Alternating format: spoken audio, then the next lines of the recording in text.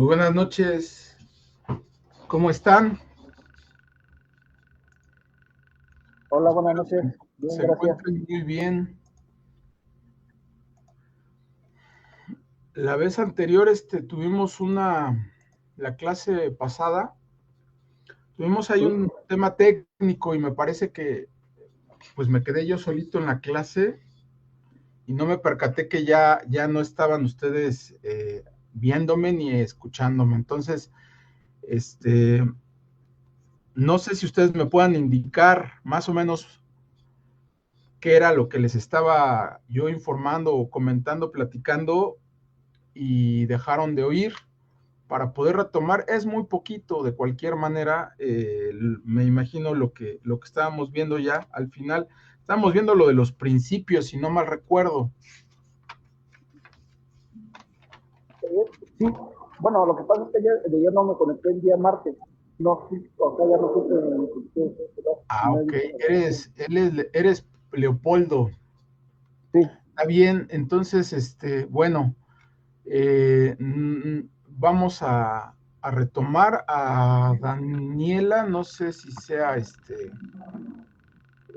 también tenga ella idea de esto o absolutamente nada. Daniela, ¿me oyes? Creo que no me oye, pero bueno, pues vamos a retomar el tema rapidísimo el tema de la cuestión de derecho penal, que es visto pues para su estudio, su análisis, en dos formas eh, que se complementan obviamente como toda ciencia jurídica, que es la subjetiva y la objetiva. Nos habíamos quedado con el tema del jus puniendi y el jus penale. Déjenme ver porque tengo aquí en el chat algunos comentarios. Ah, ah, ah. Gracias, Daniela. Entonces, sí, estábamos en lo de los principios. Entonces, lo del jus puniendi y jus penale sí lo percibieron. Me voy a adelantar al tema de los principios. Esta cuestión de los principios, como todo rama del derecho, pues sabemos que es la base fundamental respecto a la constitución de marcos jurídicos.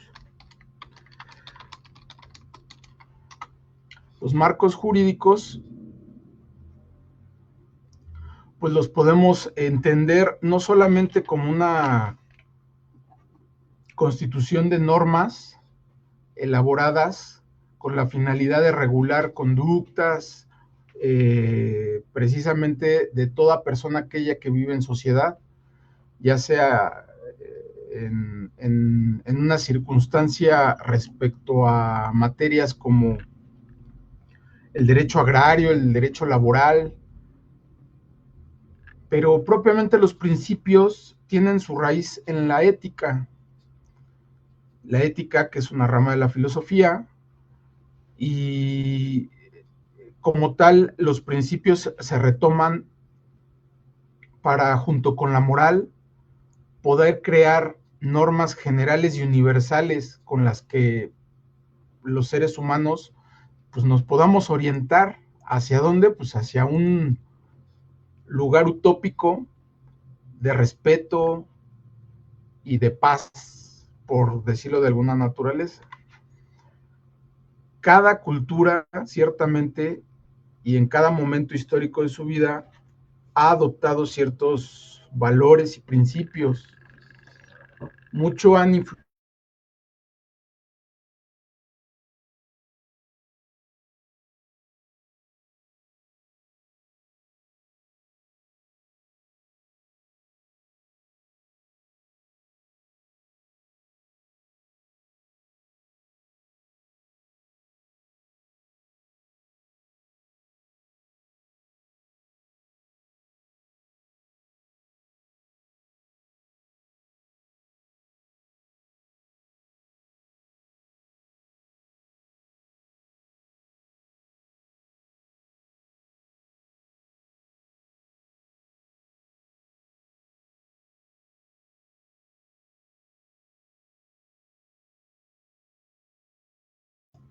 Pero bueno, continúo porque esto me distrajo.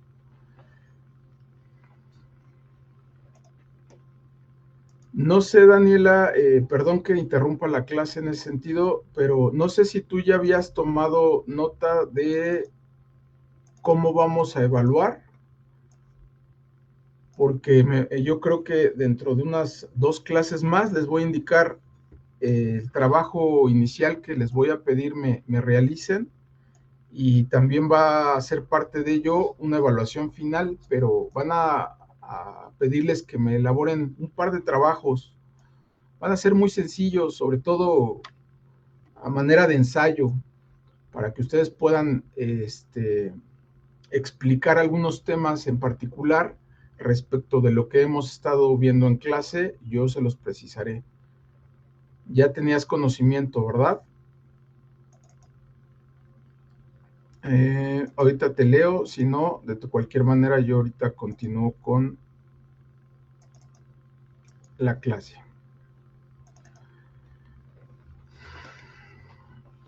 Habíamos hablado de los principios. Íbamos a comenzar con lo que es la ley penal, que también creo lo abordamos, el tema de la fuente. La única fuente de la ley penal es la que surge precisamente de la legalidad que debe de tener. La legalidad pues tiene vertientes. Esas vertientes también las estuvimos explicando, y del abuso de esa legalidad que algunos estados pues constituyen, como lo que les comenté, y me parece que no les compartí, pero me comprometo hoy a enviárselas a sus correos.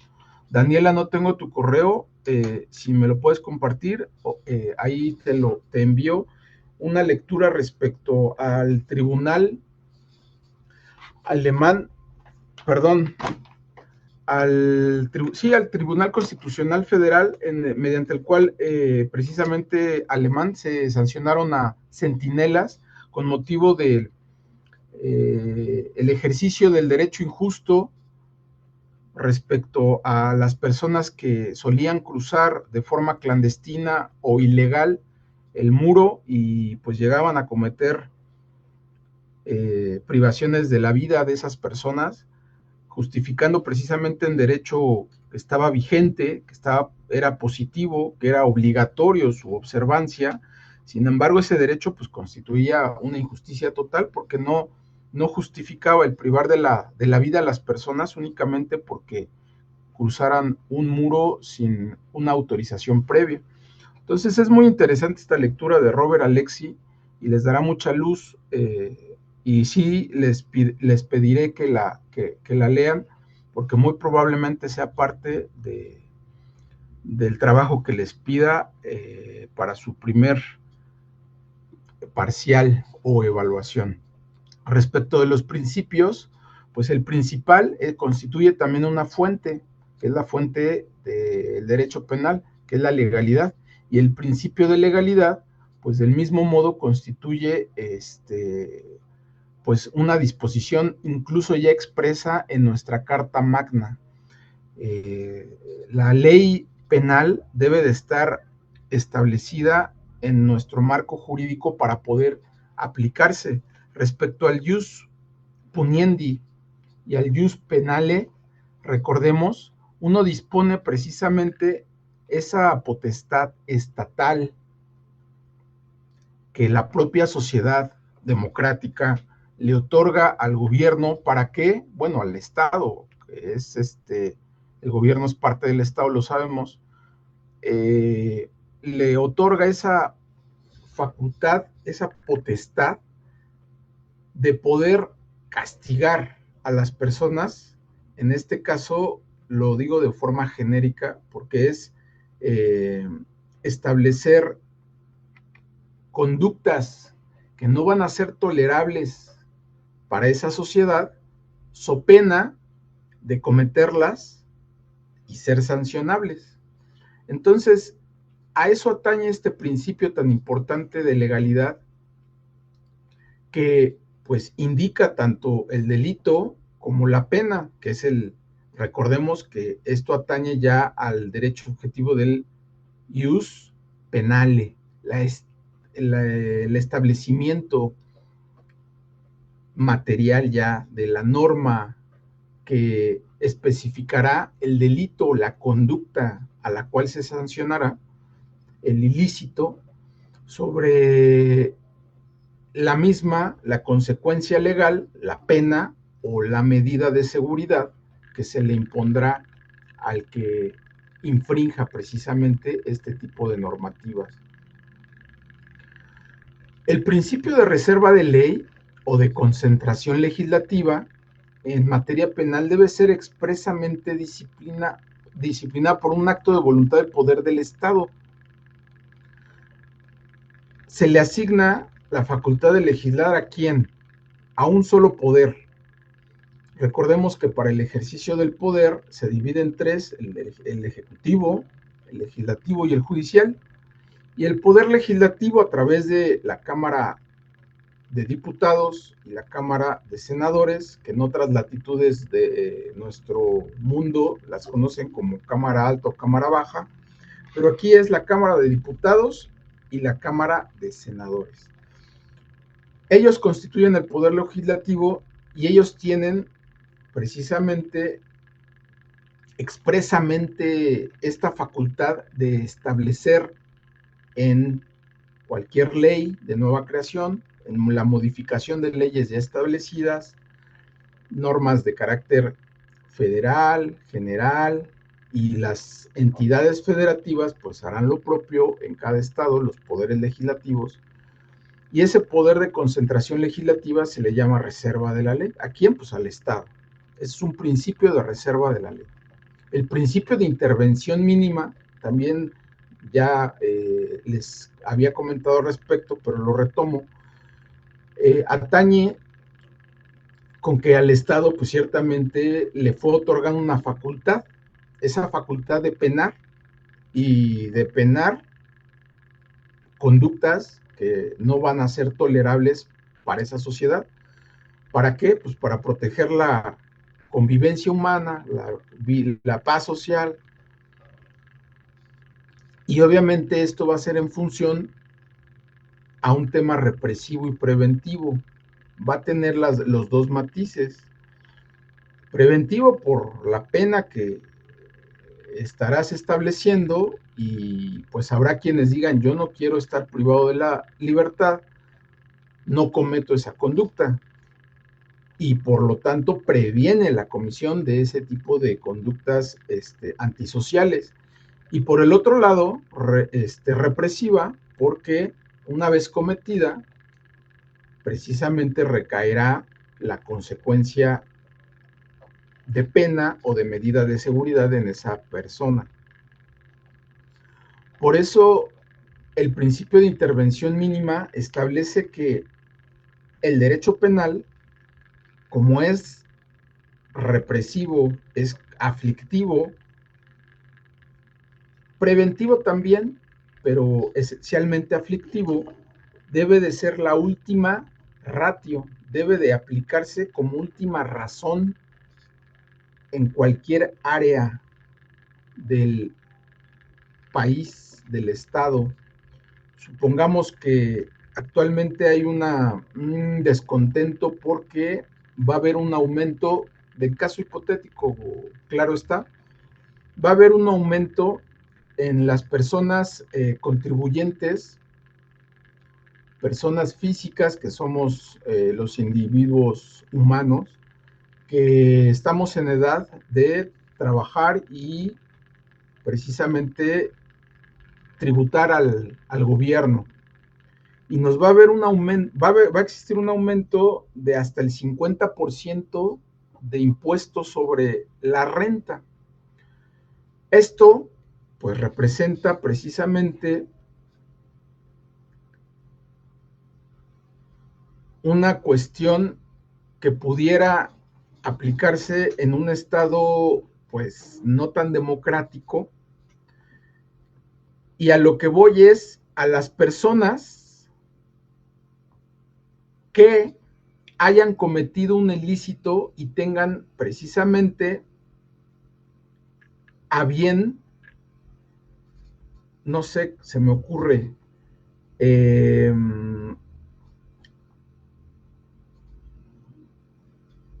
estas personas que hayan tenido a bien invertir recursos en el sistema financiero, en el banco, que los hayan ahorrado, cualquier tipo de recurso. Y obviamente, como pena por haber invertido ese dinero o haber ahorrado o haber guardado, utilizado el sistema financiero mexicano, haber utilizado sus recursos obtenidos del trabajo, se les impondrá este tipo de sanción. Es decir, no vendría de un tema quizá fiscal, sino más bien penal. ¿Con qué? Con la intención hipotética, vuelvo a comentarlo, de que el gobierno preventivamente y represivamente no permita que se utilice el sistema financiero porque tal vez tiene la intención de que el dinero fluya sin utilizarse este sistema. Quizás es un ejemplo muy rebuscado y poco claro, pero a lo que voy es de que el Estado no puede o no debe, porque sí puede, tan es así que tiene la facultad de, no debe y principalmente procurará no aplicar el derecho penal como primera solución de la problemática que se pueda suscitar en una nación. Siempre va a ser la última ratio. Si hay conductas nuevas, como por ejemplo actualmente los delitos cibernéticos, pues están a la alza, las defraudaciones a través de medios electrónicos, de la inteligencia artificial, pues han ido en aumento. Entonces, hay conductas que ni siquiera están sancionadas y constituyen lesiones flagrantes a bienes jurídicos. Esos bienes jurídicos como es el patrimonio de las personas, porque los defraudan a través del uso de estas herramientas tecnológicas y muchas veces encuadrar esas conductas en los delitos o tipos penales que están vigentes al día de hoy no les permite llegar a, pues primero investigar, luego a procesar y obtener sentencias de condena a la fiscalía, pues porque no hay conductas que sancionar, a pesar de que están causando lesiones a bienes jurídicos. Entonces, en ese sentido, el Estado necesariamente tiene que intervenir, pero por cuestiones en las que pueden entrar otras ramas del derecho, otras áreas, incluso otras ciencias como trabajo social, como sociología, que puedan aportar soluciones o alternativas para el Estado a problemáticas que se suscitan con cotidianidad de una forma más viable, pues el derecho penal tendría que ser la última opción para dar solución a ello. A eso se refiere el principio de intervención mínima. Gracias a este principio, les repito, es la última legis, hace ratito les dije la ratio, pero es la última legis o razón legal del Estado para mantener precisamente ese equilibrio social. El principio de determinación del tipo, otro principio importante del derecho penal, también se le conoce como precisión del tipo. Les había explicado y les retomo que el tipo es la descripción del delito en la norma. Ese es el tipo. Cómo el legislador establece la conducta que será sancionada en caso de cometerla. Ese es el tipo, para que se vayan familiarizando con el nombre de tipo. Principios de determinación del tipo, principio, perdón, de determinación del tipo. Y las penas o medidas de seguridad. Este principio se debe tener presente porque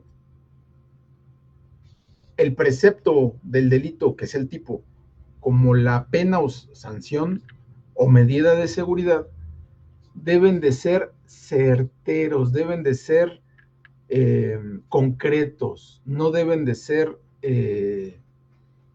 ambiguos. Les había dado el ejemplo de que en materia electoral, precisamente hay delitos que pues son, creo yo, a veces de muy compleja comprobación. En este momento les daré lectura precisamente de uno de los delitos consagrados en una ley general, que es la del orden federal, ley general en materia de delitos electorales.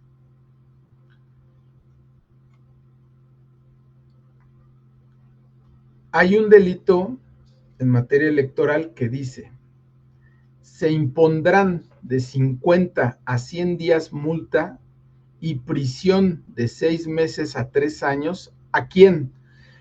Este es el artículo 7º de la Ley General en materia de delitos electorales. En este enunciado que les acabo de dictar, enunciar, vaya la redundancia de leer, se describe la imposición de las penas: 50 a 100 días multa y prisión de 6 meses hasta 3 años. ¿A quién? Y vienen las hipótesis o conductas o los tipos penales que dispone este artículo, que son 21 fracciones, es decir, 21 formas de cometer un delito en materia electoral. Les voy a leer la fracción cuarta. ¿A quién obstaculice o interfiera el desarrollo normal de las votaciones, el escrutinio y cómputo o el adecuado ejercicio de las tareas de los funcionarios electorales, introduzca o sustraiga de las urnas ilícitamente una o más boletas electorales, o bien introduzca boletas falsas, obtenga o solicite declaración firmada del elector acerca de su intención o el sentido de su voto? En próximas clases, ustedes darán cuenta que para la configuración de un delito y de la responsabilidad penal de la persona o las personas que lo cometan o que los cometan, porque pueden ser varios delitos, deben existir precisamente un sujeto activo que será el encargado de realizar la conducta.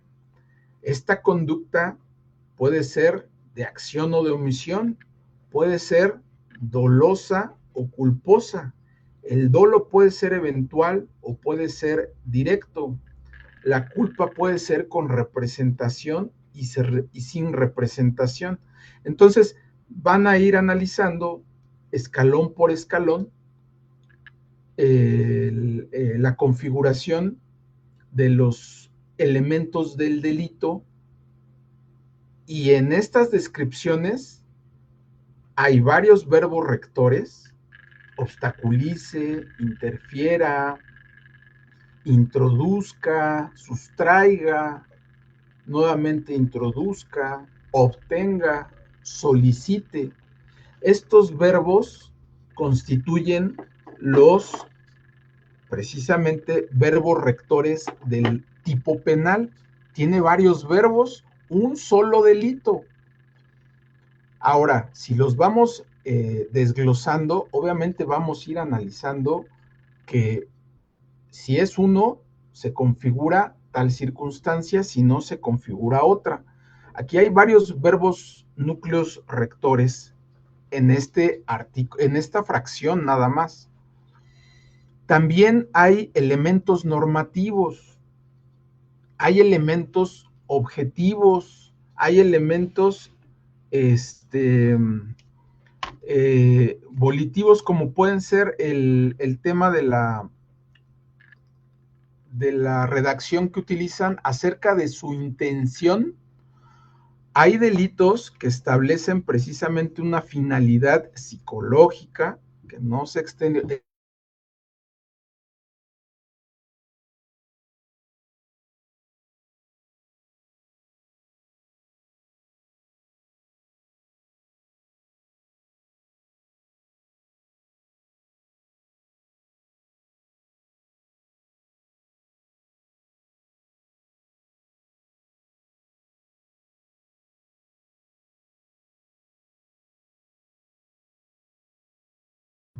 La pena,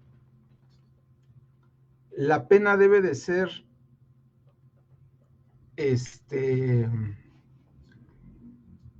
establecida pues con total precisión. Tampoco es correcto que en una descripción de un delito donde se establece la pena o medida de seguridad, se diga, se impondrá una pena de prisión de 6 meses y o hasta lo que determine el juez. Esto sería irracional, sería ilegal y sería completamente un acto de, pues hasta de impunidad, porque la persona que incurra en esa conducta no se le va a poder sancionar porque la pena está ilegalmente establecida por no atender el principio de determinación. Entonces, no se le va a poder poner pena. Hay delito porque hay una ley vigente que la dispone, pero la pena que establece, pues no atiende principios. Entonces su redacción no es correcta y el juez puede incluso dejar impune, no porque quiera el juez, sino porque el juez no puede ir más allá de lo que la ley le está diciendo y no puede imponer una pena por mayoría de razón, porque lo establece la propia Constitución, o por analogía de decir, bueno, esta conducta es muy similar a otra, en donde sí se establece una penalidad explícitamente establecida, sin lugar a dudas. A eso atiende este principio. El principio de retroactividad, del mismo modo, lo abordamos y pues es un principio muy importante consagrado también en nuestra Carta Magna en el artículo 14 constitucional. Eh, la retroactividad y la ultraactividad atañen a la aplicación de una norma dependiendo el tiempo en el que se está utilizando. Y me explico. Eh, la retroactividad como tal es la aplicación de una norma vigente a una época anterior a su vigencia o a su entrada en vigor de esta ley para ser utilizada o aplicada en casos en las que no era vigente. Eso es la retroactividad. La Constitución prohíbe como un derecho irrestricto para todo gobernado que queda prohibida esta irretroactividad porque pudiera incidirse precisamente en un arbitrio del gobernado en turno, del gobernante en turno, de establecer una ley que pudiera atacar a los adversarios que le hicieron daño en el pasado y que actualmente al tener o detentar el poder y poder crear leyes, pudieran dañar a esos adversarios. Dejemos si es justo o injusto, pero atañe precisamente a la naturaleza de no permitir que por ideas, que por personas, que por contextos se establezcan leyes que pudieran perjudicar a personas en el pasado. Nuevamente retomo esta lectura de Robert Alexy respecto del derecho injusto, la retroactividad y principio de legalidad penal, porque precisamente estamos hablando de lo que les estoy diciendo. Sin embargo, aquí sí se estableció un tribunal ad hoc para sancionar a los centinelas y a todas las personas precisamente que ejecutaban o que cumplían con la ley vigente, pero que era injusta. Esto atañe, pues obviamente, a principios, a derechos humanos, principios generales del derecho penal mismo, y derechos humanos, que como les comenté también en clases pasadas, pues es al faro al que siempre se aspira como sociedad llegar, alcanzar el respeto a esos derechos. Es la luz al que nos dirigimos siempre para poder vivir en paz, en armonía. Expresamente el artículo 14 establece: a ninguna ley se dará efecto retroactivo en perjuicio de persona alguna. Este principio también está previsto en instrumentos internacionales y obviamente ha sido abordado en infinidad de análisis judiciales de carácter federal en el que se han establecido jurisprudencias. Las jurisprudencias pues son resoluciones, bueno, proceden de resoluciones emitidas actualmente por la Suprema Corte de Justicia de la Nación, por sus plenos, por los plenos regionales de circuito. Los plenos de la Corte son dos, perdón, las salas de la Corte son dos, el pleno es la totalidad de los ministros que integran la Suprema Corte. Las salas también trabajando en sala generan jurisprudencia, los plenos regionales de circuito generan jurisprudencia, los tribunales colegiados de circuito generan jurisprudencia, y esta jurisprudencia más o menos es la interpretación que las autoridades judiciales hacen en diversos asuntos de diversas materias. Es la interpretación que hacen de las leyes en la aplicación, obviamente no lo que ellos consideran porque se les ocurrió, sino con base a principios, a derechos humanos, a derechos convencionales, a derechos fundamentales. Vaya la discriminación que estoy haciendo de ello, porque es dependiendo la denominación que le esté dando, son en donde los podemos encontrar consagrados. Muchas veces convergen y son los mismos, como el derecho a la vida, que es un derecho humano, también está previsto en la Convención Americana de Derechos Humanos y también está previsto en la Constitución Política de los Estados Unidos Mexicanos. Entonces, es un derecho que converge ciertamente en muchas disposiciones, algunas de carácter obligatorio, de observancia obligatoria, y otras no tanto. El principio de prohibición de interpretación analógica también está previsto en el artículo 14 de nuestra Constitución Política de los Estados Unidos Mexicanos. Hago un paréntesis y regreso. La irretroactividad en perjuicio de personas siempre va a estar prohibida por nuestra Constitución. La irretroactividad en beneficio de las personas es permitida. Esto me permite recordar una máxima del derecho, o más que máxima, es un aforismo, que es la interpretación contrario sensu, sentido contrario. Entonces, la Constitución establece literal: a ninguna ley se dará efecto retroactivo en perjuicio de persona alguna. Esa es la disposición normativa expresa de la Constitución, que nos establece el principio de irretroactividad. Entonces, la irretroactividad no se puede aplicar a ninguna persona en perjuicio. Y aplicando la interpretación contrario sensu, podemos decir, bueno, en perjuicio no, pero en beneficio sí. Y esto también tiene que ver con el artículo 1 constitucional, porque es una interpretación más favorable a la persona. porque la Constitución y en su momento el legislador que estableció esta disposición normativa no estableció expresamente que la irretroactividad esté prohibida en perjuicio o en beneficio de persona alguna, únicamente en perjuicio.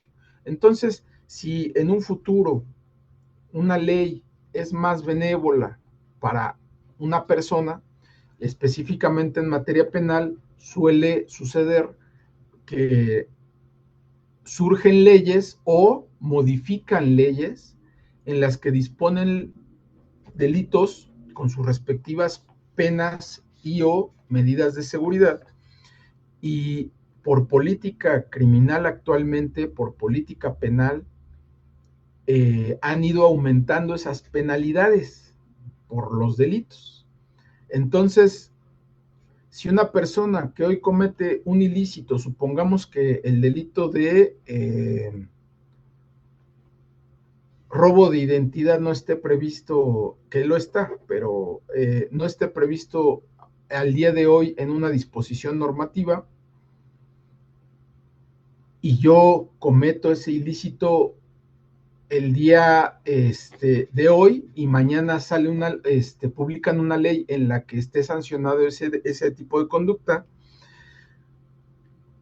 de forma retroactiva no me podrían o no tendrían cómo legalmente aplicarme una sanción alguna. No es que quede impune el delito, porque pues simplemente no me pueden aplicar una ley que entró en vigor posteriormente a la conducta realizada. Cosa contraria es que al día de la realización del delito yo haya cometido ese ilícito y ya estaba una ley que estableciera el delito, pero al día de mañana surge una modificación a esta ley en la que, una vez que yo ya había sido procesado, quizás hasta sancionado, hayan disminuido la penalidad. Entonces, si yo no he sido sancionado, eventualmente cuando se obtenga la sentencia o se dicte la sentencia, tendrá que adoptar la ley más favorable.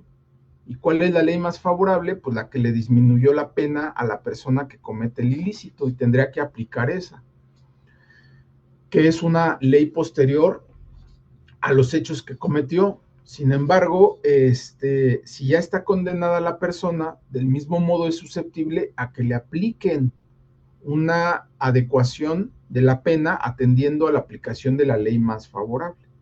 Entonces, la irretroactividad en perjuicio jamás se deberá aplicar atendiendo a disposición expresa de la Constitución. En beneficio es posible. El principio de prohibición analógica, regreso al siguiente principio, también está previsto en el artículo 14 constitucional, en su párrafo tercero. En los juicios del orden criminal reza: queda prohibido imponer por simple analogía y aún por mayoría de razón pena alguna que no esté decretada por una ley exactamente al delito de que se trata, aplicable al delito de que se trata. ¿Qué significa esto?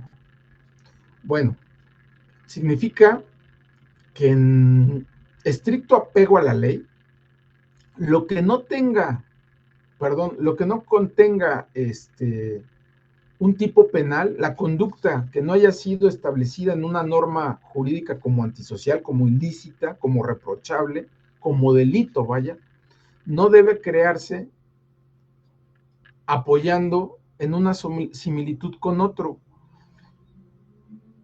Actualmente coexisten dos ilícitos, uno especial, previsto en una ley especial y es del orden federal, al igual que el otro que está en el Código Penal Federal, y es la Ley Federal contra la Delincuencia Organizada, que precisamente establece delitos de delincuencia organizada, en materia de delincuencia organizada, y está el delito de asociación delictuosa.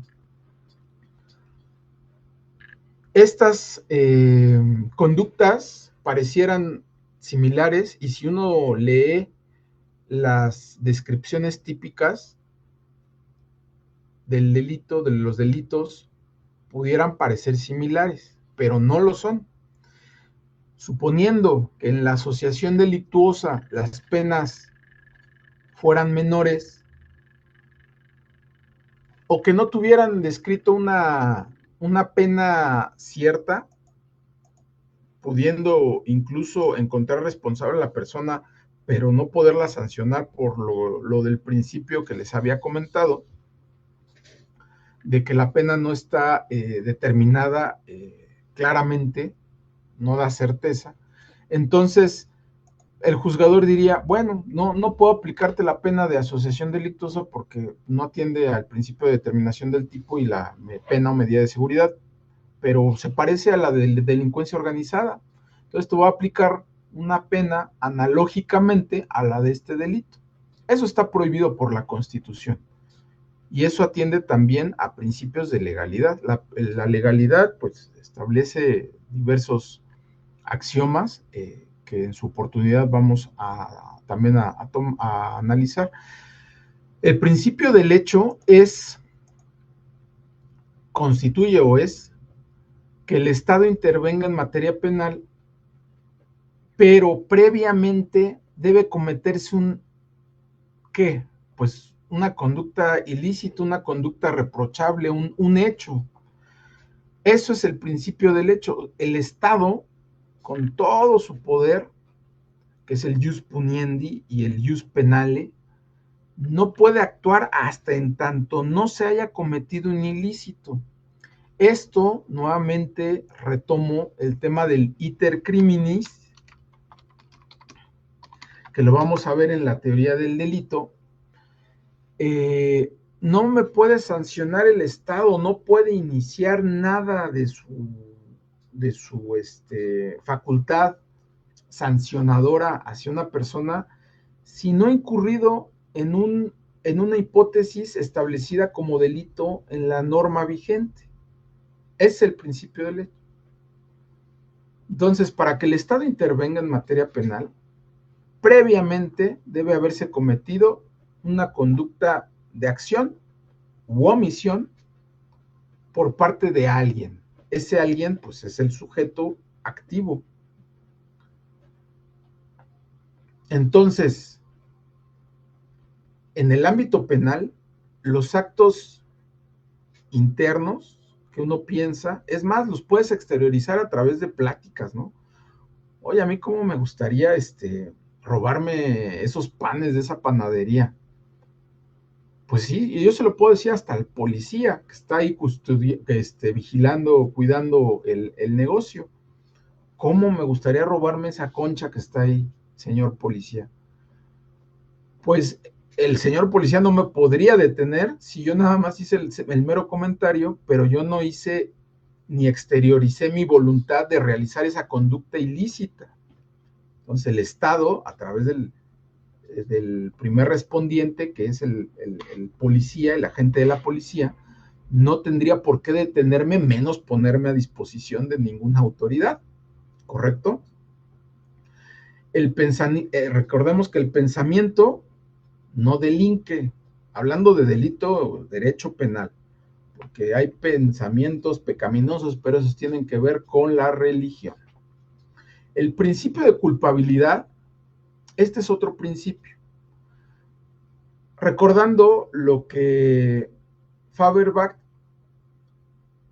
había expresado en sus disertaciones, en sus estudios, respecto a que no hay pena sin culpabilidad, nula pena sine culpable, entendiéndose como quiere este elemento del delito, ya sea atendiendo corrientes de estudio en la teoría del delito, vamos a ver que ha evolucionado la teoría del delito a través de escuelas, de corrientes que concluyentemente podemos establecer que el causalismo y el finalismo son precisamente las que establecen el principio de culpabilidad como parte del derecho penal. Lo vamos a analizar en su momento, pero este principio excluye penar por la conducción de vida o carácter de la gente a la persona por su peligrosidad, por su raza, por su edad, por su... Bueno, por la edad hay un tema ahí porque serán sancionables a través de los delitos cierto grupo de personas, obviamente los mayores de edad y ciertos adolescentes. Pero bueno, pero no puedes sancionar a alguien únicamente por cuestiones que nada tendrían que ver por la conducta que desplegó, sino que no tomes en consideración características físicas, ideológicas, religiosas. Es un principio de culpabilidad, atañe únicamente a la configuración y acreditación de los elementos del delito, que repito, y lo vamos a retomar, es una conducta, que exista la conducta desplegada por algún sujeto, ciertamente, que sea conducta, sea típica, que esté establecida en una legislación vigente, sea antijurídica, que haya causado una lesión a un bien jurídico tutelado y eventualmente que todo ello constituya una relación que permita acreditar a una persona que fue responsable en la comisión de este hecho ilícito. Ese es el principio de culpabilidad. El principio de retribución atañe precisamente el respeto a la dignidad de la persona humana. Toda pena debe ser proporcional al grado de culpabilidad. Sería inaudito, sería impensable que si una persona, les hago una acotación, para la configuración de los delitos, que como ya les había explicado, el legislador también prevé penas y o medidas de seguridad en la misma configuración del delito, de la descripción, dice, se sancionará con, y ya establece los meses, los días, los años, con que esa conducta que describe va a ser sancionada al que cometa ese tipo de ilícito. Luego, si esta descripción delictiva le establecen penalidades con un rango inferior y superior para que el juez pueda graduar qué pena le correspondería a una persona, porque la descripción es general, pero el hecho que será sancionado en su momento siempre va a ser personal. Entonces debe atender un principio de retribución para cuando a la persona se le considere que cometió un ilícito y le es reprochable a esa persona esa conducta, pues no es lo mismo el que haya robado por necesidad, por hambre, un sándwich, una fruta, yéndonos al extremo. No quiero que me digan ustedes, es que eso no se sanciona. Bueno, está realizando una conducta que es el despojar de su objeto a alguien que no se lo está dando con consentimiento. Entonces, un robo.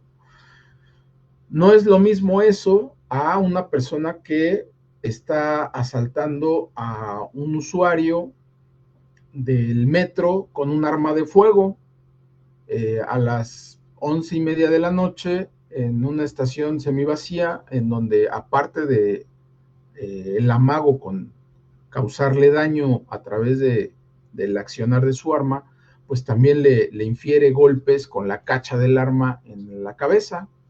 Entonces, ese robo o ese despojo de pertenencias constituyendo un robo, pues no es lo mismo de un sujeto a otro. Entonces, por eso el legislador establece un rango de sanciones para que el juzgador, a través del juicio, pueda determinar qué sanción le pudiera imponer a la persona por el hecho concreto. No sería proporcional que al sujeto se le ubique con un grado de culpabilidad muy elevado, que esa no es la descripción que utilizan los jueces, pero para que me entiendan claramente, de la persona que robó por hambre a la persona que robó simplemente porque es su forma de subsistencia y no se circunscribe únicamente a robar 50 pesos para poder comer en ese día o 100, sino robar el celular, robar joyas, robar el reloj, robar la mochila, no sé, muchas cosas que traía el sujeto en el metro al que desapoderó. Entonces, el grado de culpabilidad pues va a ser mayor porque hay agravantes, inclusive de violencia, de ventaja, etcétera. Y en el otro, pues no hay ni siquiera agravantes. Incluso pudiera eximirse la de la responsabilidad, pero bueno. A eso atiende el principio de retribución, claramente. Toda pena que sea aplicable deberá que pues, ser proporcional al grado de culpabilidad que tengan las personas. Hay un argot utilizado por los juzgadores para graduar las penas, atendiendo el mínimo establecido en la ley y el máximo. Al mínimo y al máximo me refiero al mínimo que se establece como pena y al máximo superior que establece como pena. Un ejemplo, y voy a retomar ahorita que tengo aquí a la mano la ley de delitos en materia electoral, artículo 7, dice, se impondrán de 50 a 100 días multa.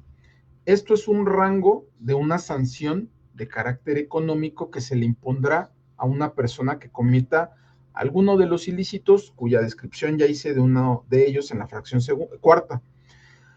Establece una sanción económica mínima y máxima para que el legislador pueda ubicar dentro de ese mínimo y máximo qué pena pudiera imponerle atendiendo al grado de culpabilidad que llegase a encontrar en la responsabilidad de esta persona. Y también se establece otra sanción, prisión, una económica, que es la multa o sanción pecuniaria, y otra privativa de libertad, que es la prisión, que es de 6 meses la pena mínima a 3 años la pena máxima. Entonces el juzgador, al momento de emitir su resolución, tendrá que, antes de imponer la pena, para saber cuánto le impongo, 6 meses o 3 años, 100 días de multa o 50, la máxima o la mínima.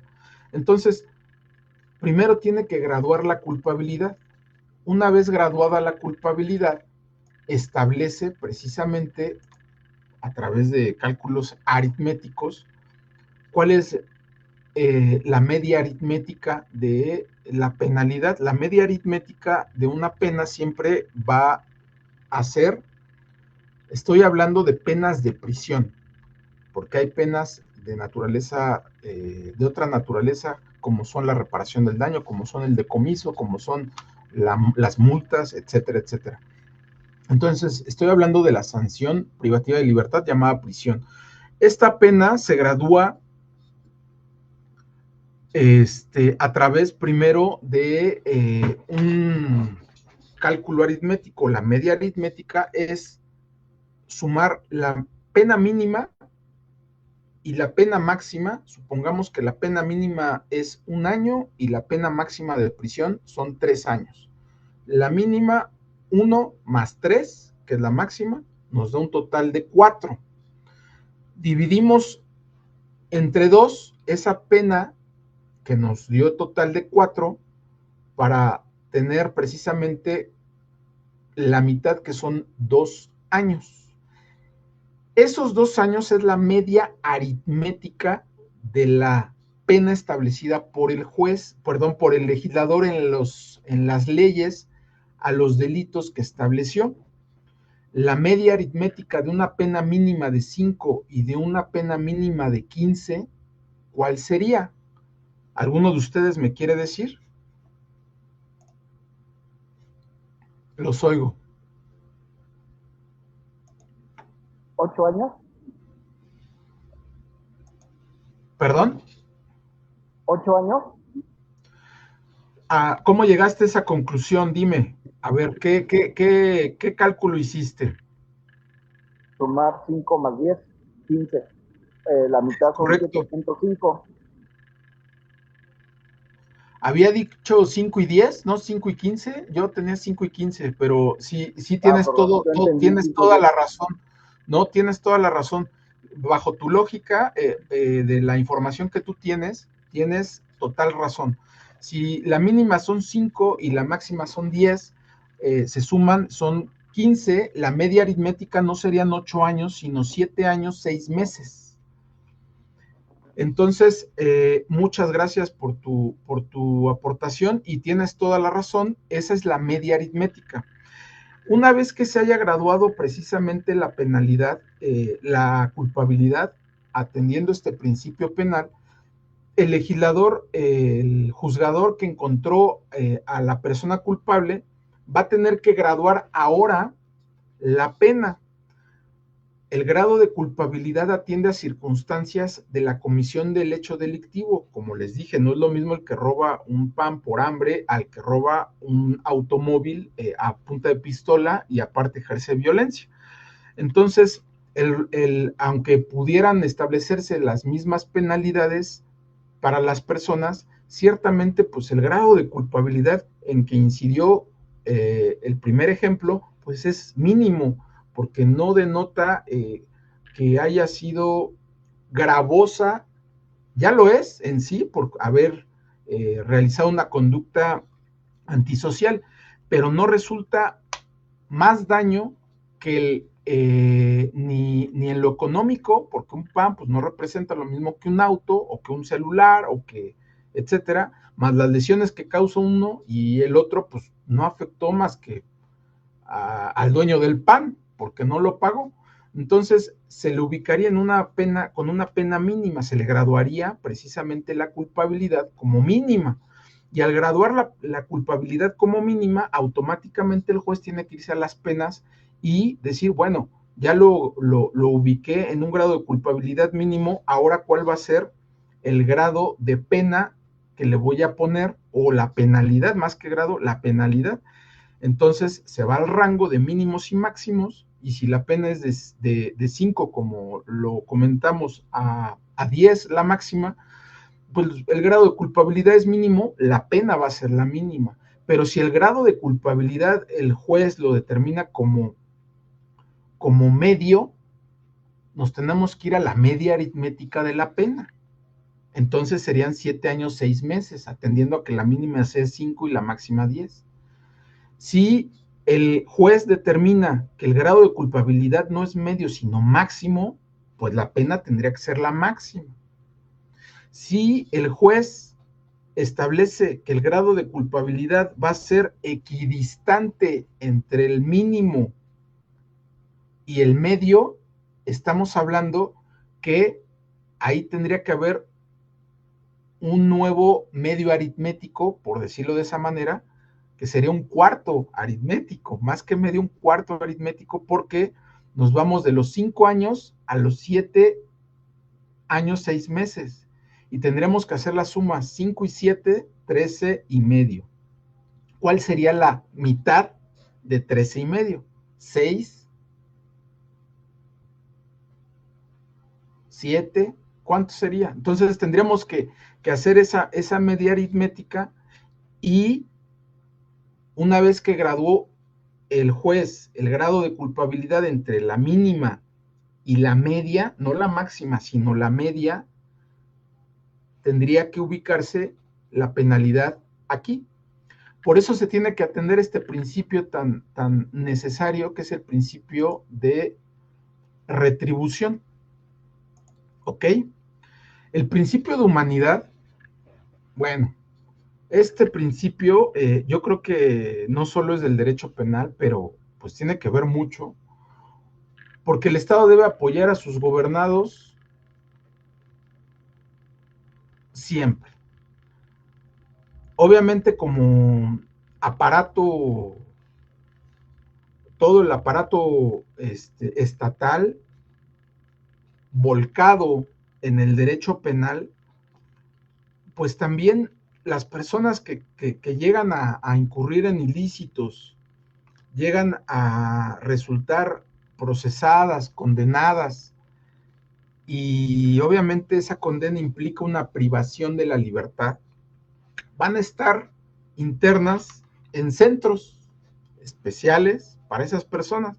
Y especiales digo porque pues no es un centro de recreativo, son centros penitenciarios, centros carcelarios.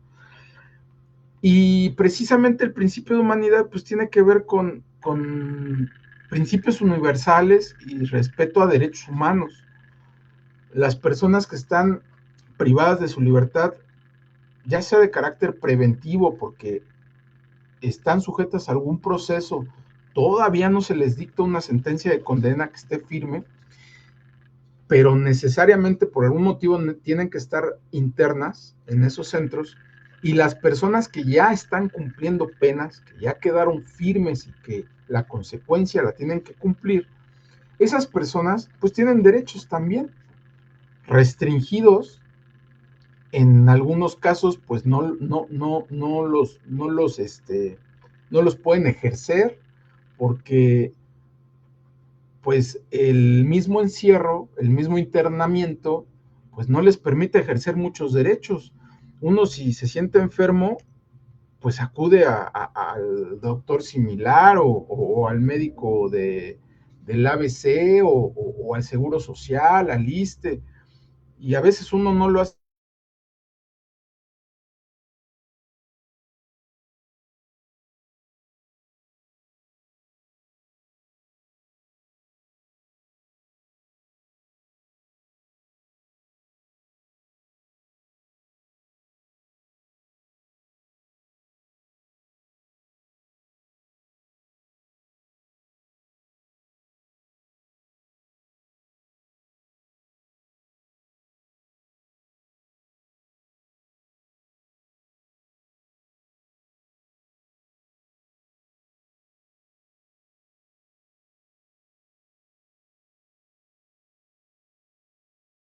Pero,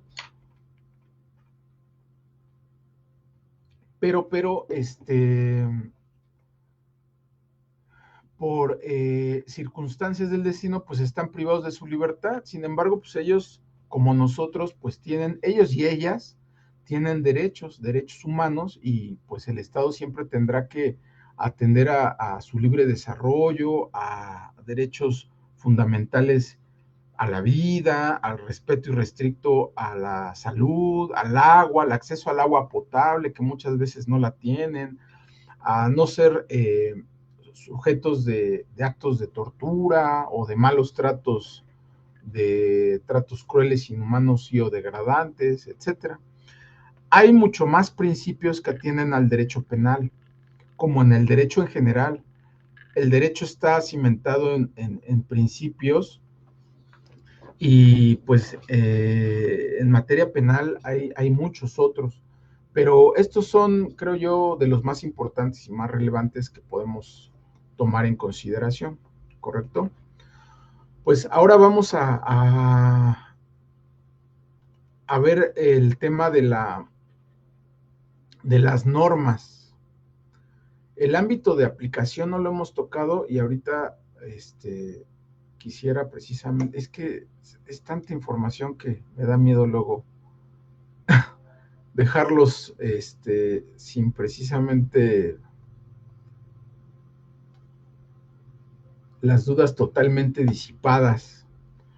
Les reitero, tienen tutorías, les sugiero que las tomen, que lean y que las tomen. Tienen información pues sintética de que estamos tocando, tal vez no coincida lo que yo les diga, pero no es contrario a lo que ustedes ya pueden disponer o ya disponen. Entonces, si tienen alguna inquietud, no duden en comentármela, pero de preferencia deberían de hacer uso de esas tutorías. Respecto a la ley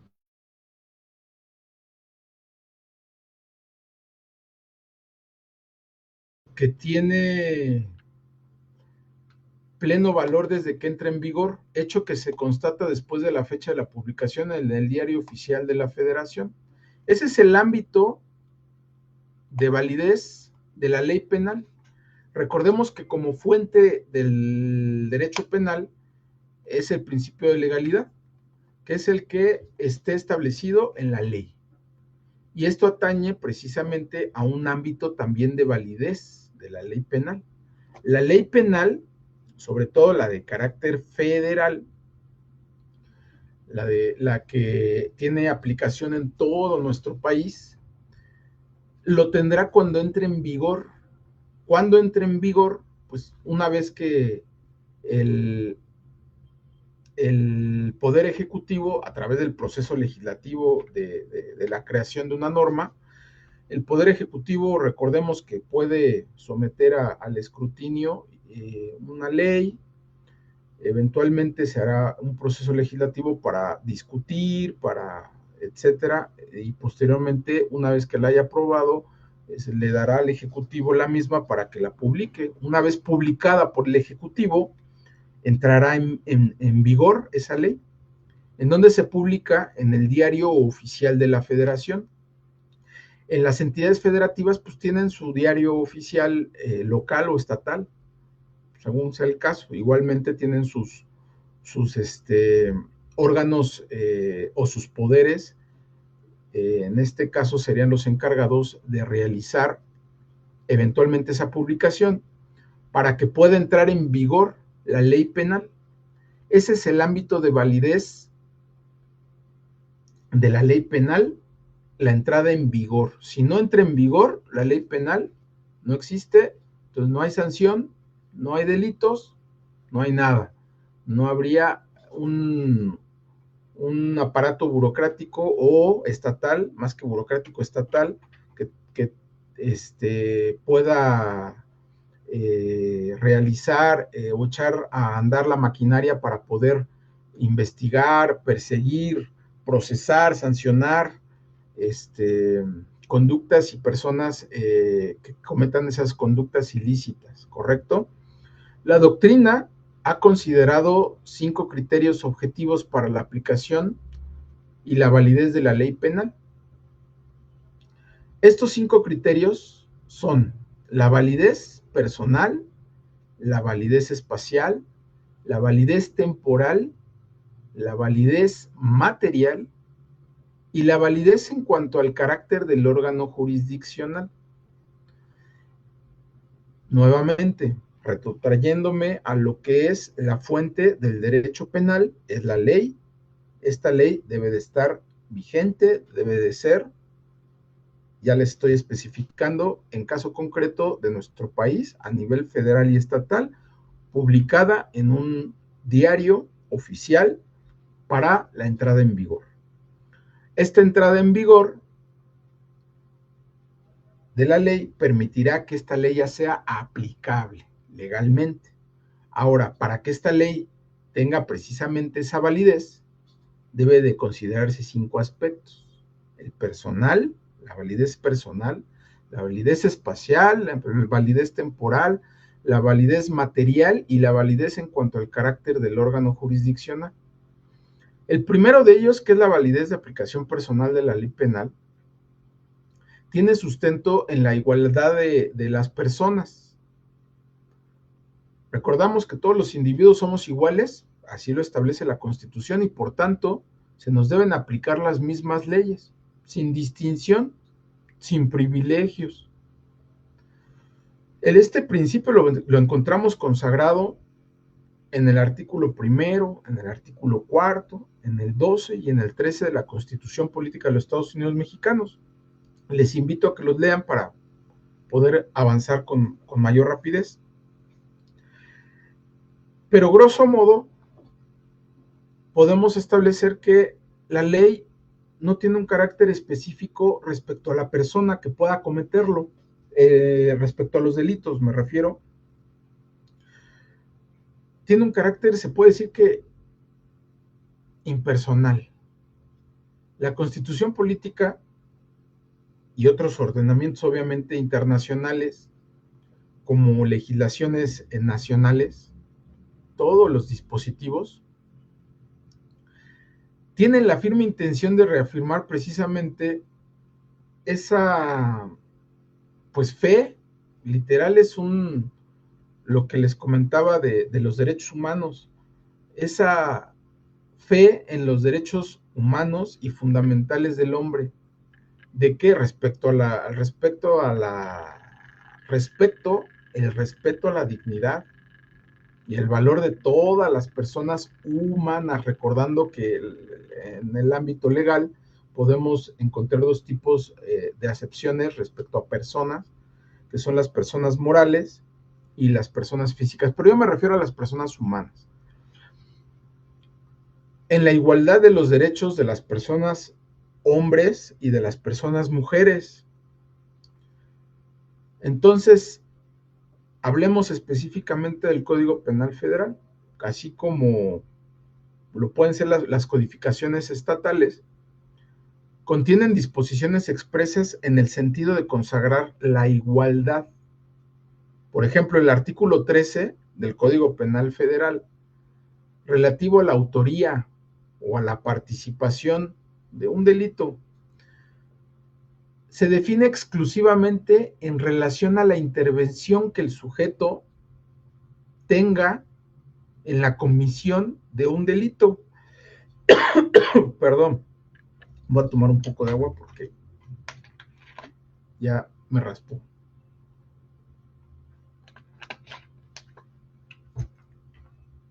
Una disculpa. Esa intervención no atiende a criterios que puedan considerarse prerrogativas o privilegios. Les voy a leer el artículo 13, precisamente, para que me entiendan claramente de lo que les estoy hablando.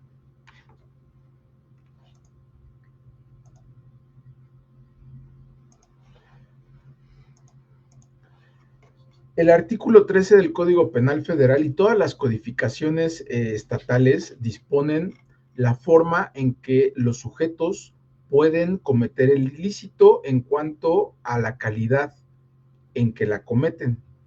Esto es, un sujeto que se le llama precisamente autor del delito o la persona que le ayuda a cometer el delito, que es coloquialmente lo que conocemos como cómplice, pero en materia penal lo conocemos como partícipes, porque el cómplice es un tipo de participación que puede tener una persona o personas. Entonces, los sujetos, según nuestro dogmática penal y la propia codificación penal federal y estatal, establece las formas en cómo las personas van a realizar los delitos. Y dice literalmente, son autores o partícipes del delito, y empieza a realizar en diversas fracciones la descripción de cada una de las hipótesis o supuestos en que pueden incidir estas personas. Les voy a leer las 4 primeras. Fracción primera, los que acuerden o preparen su realización. Fracción primera. ¿A qué le suena esta fracción primera de los que acuerden o preparen su realización? A los autores de un delito que precisamente estén ideando la forma en cómo se va a cometer un hecho ilícito. Estos son los que acuerden o preparen su realización. Los conocemos como autores intelectuales. La fracción segunda establece los materiales. Son los que los realicen por sí. Esos son los autores materiales. En ocasiones, la persona que comete el ilícito puede constituir el grado de, o la calidad, perdón, de autor material e intelectual. En ocasiones no es así. Quien ejecuta el acto delictivo es uno o unos, y los que lo idearon son otros. Fracción tercera, los que lo realicen conjuntamente. Pues aquí son varios autores, materiales. Y a esa calidad de autoría se le llama coautoría, porque participan dos o más, porque lo realizan de forma conjunta. Y fracción cuarta, los que lo lleven a cabo sirviéndose de otro. Esto, precisamente puede ejemplificarse como aquel que le pide a una tercera persona que realice la conducta delictiva y se apoye para que realice ciertos actos con la finalidad de cumplir su cometido. Dista algo de la fracción primera respecto a que únicamente idea el autor intelectual, perdón, fracción primera, y en esta fracción cuarta es con el auxilio para realizar cierto tipo de actos tendientes a la realización completa del delito. Entonces, en el ámbito de aplicación personal de la ley penal, se establece quiénes serán los sujetos cuya calidad de autor o de partícipe podrán ser sancionados. Ese es el ámbito de aplicación personal de la ley penal. Y de estas descripciones no hablamos ningún tema de al que lo realice por sí utilizando una gorra de la América. No está especificado, es una disposición totalmente amplia, genérica, para establecer únicamente la forma en cómo intervendrá el sujeto activo o el partícipe en la comisión del hecho delictivo. ¿Correcto?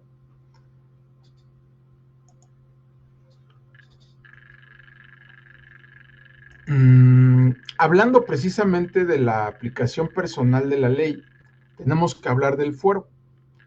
El fuero es una institución que se otorga a funcionarios importantes, es un tipo de fuero, ¿no? Y la inmunidad diplomática, que también precisamente tiene que ver con una prerrogativa que tienen los estados de otras naciones que se encuentran en nuestro país. Estas son excepciones de toda regla general respecto al principio de igualdad que contienen lo que yo les decía, el artículo primero, el artículo cuarto, el artículo 12º y el 13º de la Constitución Política de los Estados Unidos Mexicanos, de que no se deben privilegiar a ninguna persona, todos deben de ser tratados iguales. Sin embargo, estos temas del fuero, respecto al fuero como prerrogativa,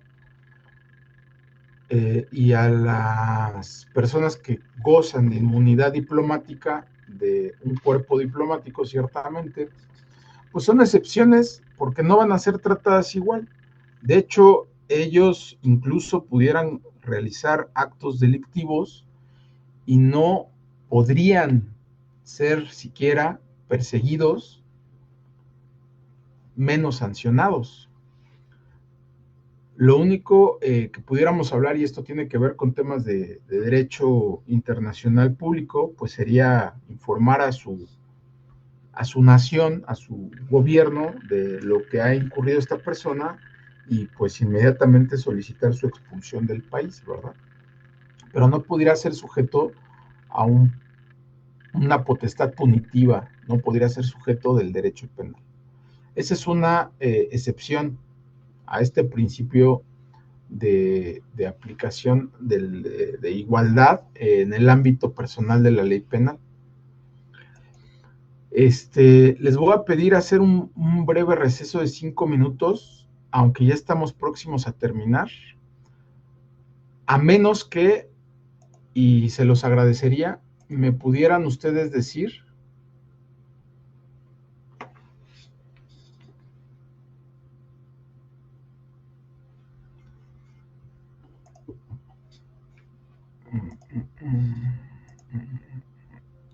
ya los estoy visualizando. me pudieran decir precisamente de los principios, que fue lo último que estuvimos tocando. Me gustaría saber si alguno de ellos pudiera ser en este momento descrito por ustedes, sobre todo atendiendo a que son principios, el de legalidad, el de retroactividad, que revisten importancia relevante en la materia. Entonces, me gustaría saber si tienen alguna duda para disipárselas en este instante, y si no, pues se van a quedar con ella, y es posible que sea parte de su examen eventualmente este tipo de preguntas relativas a los principios. Los escucho. ¿No? Bueno, ¿no? entonces voy a continuar. Leopoldo, una duda. ¿Recibiste el libro en tu correo o te lo hago llegar de otra manera? No lo he checado, déjelo checo y le comento, por favor. Muy bien. Daniela, te pido también que si es posible, ya me lo proporcionaste. ¿El tipo es solo la acción o la omisión o tiene otro componente? Ok. Muchas gracias por tu pregunta y gracias por escribirme. Mira, el tipo es la descripción del delito. El tipo penal, más bien vamos a estar hablando del delito. El delito ciertamente tiene que ver con elementos. Esos elementos son presupuestos que si no se cumple uno, no podemos entrar al otro. Por eso hace rato hablé de escalones. Entonces, son presupuestos. Si se actualiza uno o se acredita uno, entramos al estudio del siguiente y así sucesivamente hasta llegar a la culpabilidad. El delito, y próximamente vamos a entrar ya a esos temas de la teoría del delito, prácticamente ya está sistematizado de una forma que la podemos adoptar a través de la codificación penal. El delito se establece como toda conducta de acción u omisión que sancionan las leyes penales. Legalmente, así está establecida, por lo menos a nivel federal, en el Código Penal Federal. Entonces, el tipo es la descripción normativa que está asentado, vaya la expresión, en la ley normativa. El legislador dice, delito va a ser el que vea sin parpadear durante 5 segundos, comete el delito de lo que se te ocurra y será sancionado con tales. Esa descripción constituye el tipo, ¿correcto? El delito tiene un elemento que se llama conducta y esa conducta va a ser una acción o va a ser de acción o va a ser de omisión, y a su vez la acción puede tener ciertas vertientes y la omisión del mismo modo. La omisión incluso puede ser modificada al grado de decir que se puede realizar una comisión de un hecho ilícito por omisión, es decir, la conducta de acción o la conducta de omisión o la conducta de comisión por omisión, que eso algunos doctrinarios lo establecen, aunque nuestra legislación no está del todo establecida o disipada, pero hay jurisprudencia que establece también la forma de participar de ello. Entonces, el tipo como tal es la descripción en donde el legislador dice esto es delito y esto se sancionará con estas penas. Ese es el tipo penal es esa descripción. El delito constituye una conducta de acción u omisión que puede ser típica, viene de tipo, puede ser antijurídica, si existe conducta, puede existir tipo. o perdón, tipicidad. Si hay tipicidad, puede existir antijuridicidad, y si hay antijuridicidad, puede existir culpabilidad. No puede existir culpabilidad si no hay uno o más de los elementos anteriores.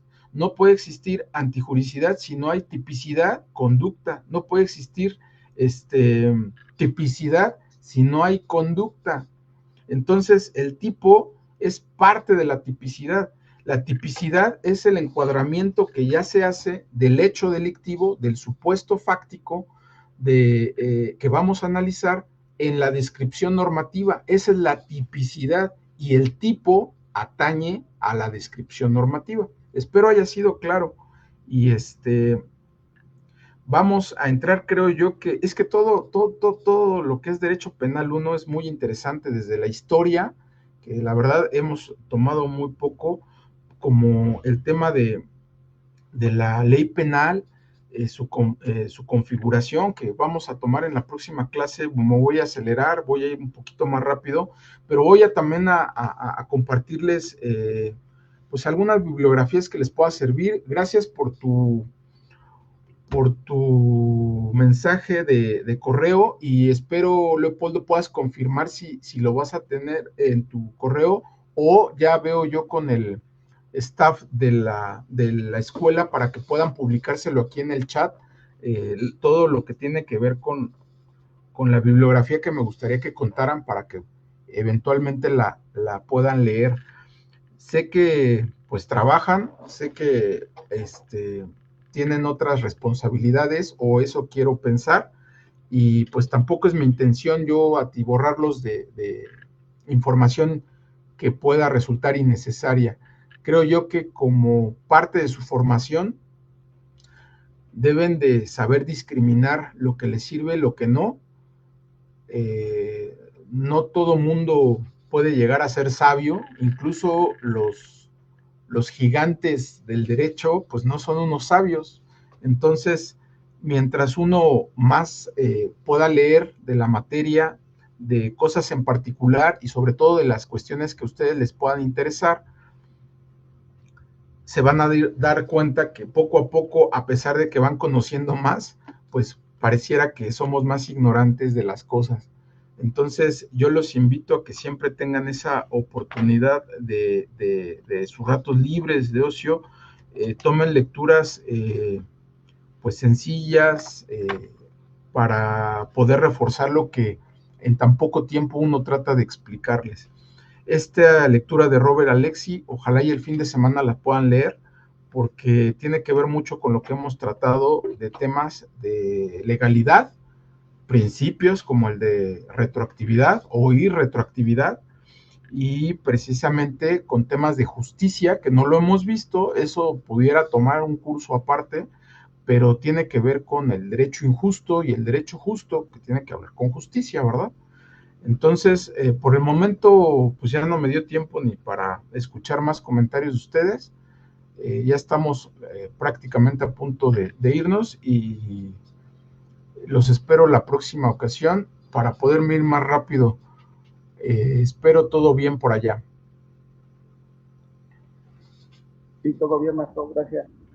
No, ¿de qué? Excelente noche. Excelente noche, Daniela.